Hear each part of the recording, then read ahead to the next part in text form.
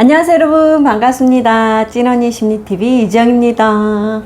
네, 오늘은 지난 시간에 이어서 저의 변화가 저희 딸아이의 삶에 어떤 변화를 가져왔는지 거기에 따른 심리적인 해석을 좀 여러분들께 덧붙여서 좀 설명을 드린다고 했어요. 지난 영상에서 딸아이 그 스트릿 댄서인 딸아이의 삶에 정말 제 예상을 뛰어넘는 어마어마한 성취들이 일어나서 너무 신기했고 놀라웠고, 그러면 그런 성취들이 도대체 어떤 요인에 의해서 왔을까?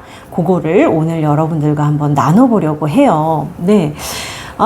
제가 일단 뭐 예전에도 조금씩은 말씀드렸지만 저의 인생을 간단하게 말씀을 드리자면 결혼 전에 제가 이제 원가족에서 스케이프고트, 절벽 위의 염소로 되게 좀 위태롭고 존재감이 되게 작은 위축되어 있는 사람으로 살았었고, 그리고 이제 결혼해서도 결혼해서 좀 더 스케이프고트, 좀 더 문제아로 살았다고 했었죠.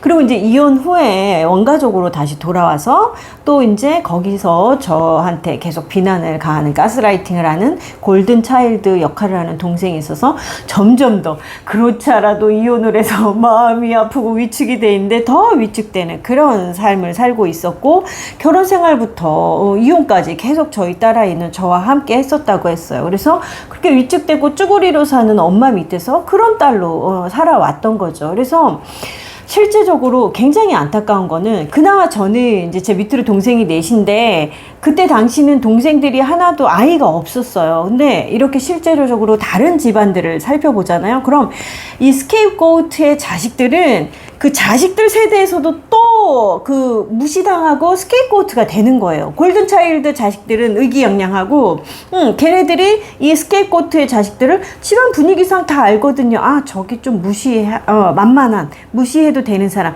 이게 그냥 자연스럽게 터득이 돼서 또 그렇게 가해지기 때문에 스케이프고트의 자식들은 또 그냥 스케이프고트로 쪼그리로 살 수밖에 없어요. 다들 위축돼 갖고 되게 낮은 자존감으로 살게 되는 거죠.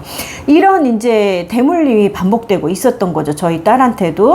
그랬다가 이제 굉장히 성취를 이뤄내게 됐는데, 제가 이렇게 돌아보니까 일단 딸아이가 저한테 가장 큰 영향을 받았던 것 중에 하나가, 제가 저를 이제 저의 고통을 들여다보고 알게 됐어요. 깨닫게 됐어요. 아, 내가 이혼을 한 게 그냥 당연한 게 아니었구나. 이게 다 원인이 있었고, 그러면 이걸 바꿔야 되겠구나. 라는 걸 깨닫고 막 찾아다니기 시작을 한 거. 저를 고치고 치유하기 위해서 굉장히 정말 열심히 했었어요. 그러니까 좀 뭔가를 하면 굉장히 최선을 다하는 사람. 여기저기 문을 다 두드리면서 해보는 사람이었어요. 근데 딸아이가 그걸 똑같이 하고 있더라고요. 정말 자식은 부모의 삶을 인쇄하면서 살고 있더라고요. 그래서 딸아이도 엄마가 그런 삶을 봤기 때문에 딸아이한테도 그게 너무 당연한 거예요. 그래서 우리가 보통 댄서들이 댄서들 하면은 다들 뭐 열심히 다 댄스 쪽에 만약에 전공을 한다 그럼 다 열심히 잘할 거라고 생각을 하죠? 저도 그렇게 생각을 했는데 아니더라고요. 그것도 또 내가 대부분 다 댄스는 누가 떠밀어서 하는 장르가 아니잖아요. 자기가 좋아서 했음에도 또 각각의 노력과 연습의 차이가 있더라고요. 그 집념, 끈기 이런 것들이 다 차이가 있는 거예요. 근데 딸아이가 저의 모습을 좀 많이 그 부분에서 배워서 그대로 본인도 여기저기 계속 찾아다니면서 학교 수업에도 막 잠을 줄여가면서까지 연습을 하고 또 배우고 여러 군데서 그렇게 계속 그런 모습들을 보였어요. 그래서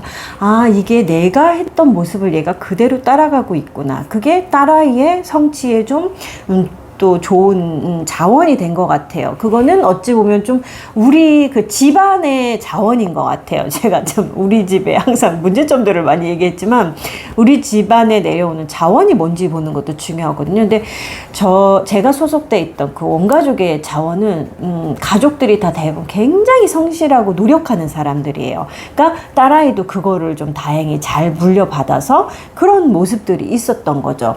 그런데다가 이제 그랬어도 본인이 되게 좀 위축이 돼 있었다면은 내가 이만큼 성취를 해도 이게 뻗어나가는데 한계가 있어요. 근데 엄마가 이제 변하면서, 엄마가 제가 지난 시간에 태몽을 말씀을 드렸잖아요. 엄마가 스케이프고트에서 라이언, 사자로 변해가는, 내 자신에 대해서 자신감을 갖게 되고 내 자신에 대해서 좀 더 아끼게 되고, 그리고 그런 변화들 속에서 굉장히 좀 기쁨이 더 커지는 사람, 우울하고 감정 기복 심하고 위축돼서 살았던 그 사람이 에너지가 바뀌면서 기본 에너지가 좀 기쁨이 큰 사람으로 이렇게 바뀌었다고 했잖아요.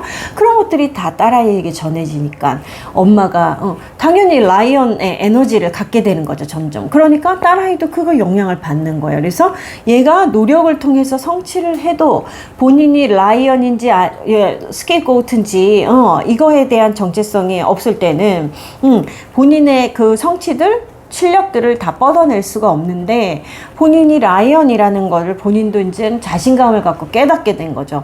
그러니까는 그게 좀 더 뻗어나가는데 큰 영향을 미친 거예요. 그래서 제가 딸아이한테 그런 얘기를 했어요.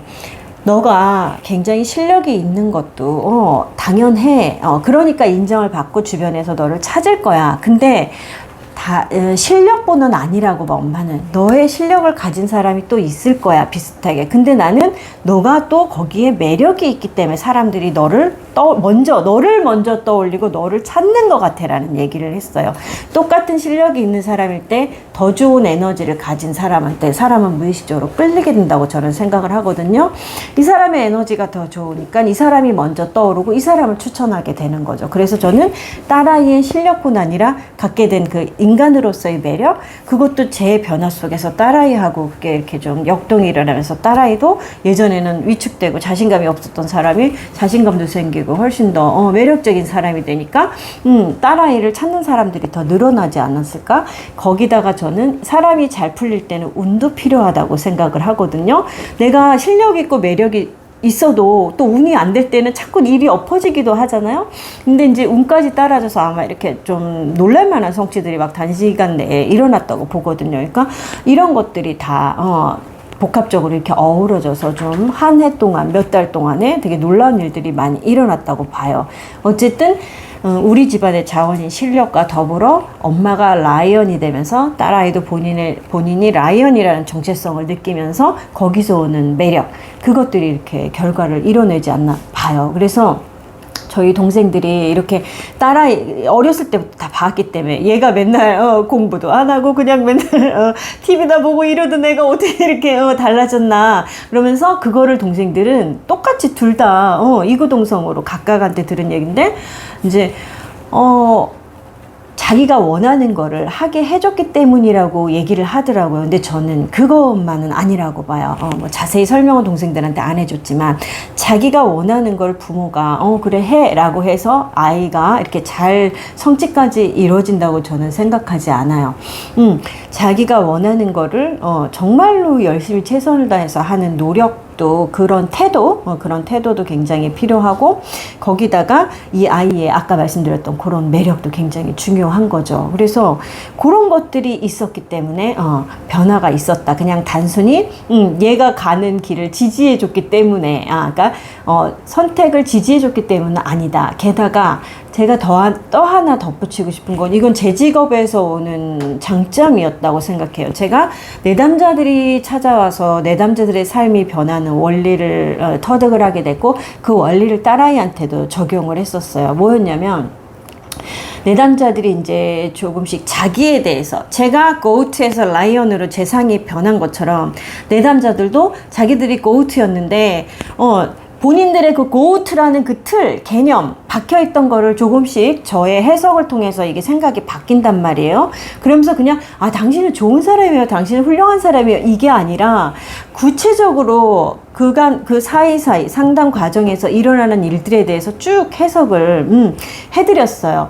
그러니까 구체적으로 해석이 되니까 본인에 대해서 좀 더 구체적으로, 내가 이런 사람이구나, 자기 상이 좀 더 구체적으로 다가오기 때문에 자기에 대한 자신감이나 자존감도 좀 더 탄탄하게 생기기 시작을 한 거죠. 그러니까 저 딸아이한테도 똑같이 했었거든요. 딸아이가 어떻게 보면은 그 모든 전문 분야가 저는 그렇다고 생각해요. 저 상담도 마찬가지고 초반에 굉장히 막 아무것도 모르고 너무 두렵고 힘들어요. 딸아이도 되게 막막하고 힘들고 그런 시간들을 견뎌냈었어요. 되게 힘들어 했었고요. 그러면서 이제 조금씩 어떤 변화들이 있을 때마다 제가 그 변화의 의미를 구체적으로 해석을 해주고 축하해주고 지지해주고 이런 것들이 있었거든요. 그랬기 때문에 본인이 본인에 대해서도 훨씬 더 좀 더 구체적으로 자신감을 갖게 되니까 구체적으로 자신감을 가질수록 그 사람의 에너지는 바뀌고 당연히 좀 더 매력적인 사람이 될 수밖에 없거든요. 그것도 아마 좀 딸아이한테는 좋은 힘이 되지 않았을까 그런 생각이 들더라고요. 그래서 한편으로는 딸아이가 부럽기도 했어요. 그런 지지를 할 수 있는 엄마가 있다는 게. 네. 영상 중간중간에 저희 이제 귀요미 강아지들이 자꾸 짖거나 바닥을 긁거나 이런 소리 좀 죄송해요. 양해 좀 부탁드리고요. 네, 그래서 저는 제가 이렇게 심리 상담가로서의 또 이렇게 쌓아왔던 그런 커리어들이 또 딸아이의 이제 성장에서 이렇게 또 도움이 된 것도 너무 기뻤고, 한편으로는 그런 엄마 역할을 해서 좋기도 했고, 또 한편으로는 딸아이가 좀 부럽기도 했고요. 그렇게 지지해주고 봐줄 수 있는 엄마가 있는 딸아이가 부럽기도 했답니다. 이건 여담이고요. 네. 어쨌든 좀 딸아이의 삶에 있어서의 성취가 어떤 영향을 받아서 이렇게 좀 좋은 성취가 있었는지 그거를 좀 여러분들과 심리적으로 심리 팁이기 때문에 심리 전문가 입장에서 심리적으로 한번 분석을 해드려 봤어요. 좀 이 부분도 좀 여러분들이 삶의 변화에서 또 어떤 것들이 변화에 도움이 되는지 참고를 하시라고 이렇게 한번 만들어 봤습니다. 네, 아주 강아지들 신경 쓰랴 영상 놓고 말이야 진땀이 막 나네요. 네, 오늘도 잘 시청해 주셔서 여러 고비가 있었지만 잘 시청해 주셔서 너무 감사드리고요. 다음에도 또 도움이 되는 영상으로 찾아뵙도록 할게요. 도움이 되셨다면 구독, 좋아요 눌러주세요. 네, 그럼 다음 영상에서 뵙겠습니다. 안녕히 계세요.